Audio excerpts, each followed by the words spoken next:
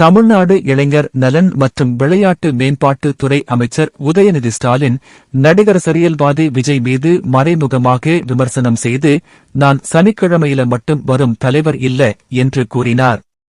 விஜய் தனது அரசியல் பயணத்தில் ஒவ்வொரு சனிக்கிழமையிலும் மக்களுடன் தொடர்பு கொள்ளும் நிகழ்ச்சிகளை நடத்தி வருகிறார்.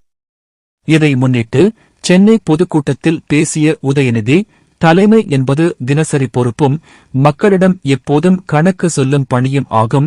வாரத்தில் ஒரே நாளில் தோன்றுவதால் மட்டும் தலைவர் ஆகஸ்ட் முடியாது என்று வலியுறுத்தினார். விஜயின் பெயரை நேரடியாக சொல்லாத போதிலும் அவர் மேற்கொண்ட இந்த கருத்து நடிகரின் அரசியல் பாணியை குறிவைத்ததாக கருதப்படுகிறது. இந்த கூற்று தமிழ் அரசியலில் புதிய விவாதங்களை ஏற்படுத்தியுள்ளது. அரசியல் வட்டாரங்கள் கூறுவதாவது, இந்த விமர்சனம் திமுகவின் இளைய தலைவன் மற்றும் கோலிவுட் சூப்பர் ஸ்டார் ஆகியோருக்கிடையிலான போட்டி 2026 சட்டமன்ற தேர்தலை முன்னிட்டு மேலும் தீவிரமடைவதை காட்டுகிறது.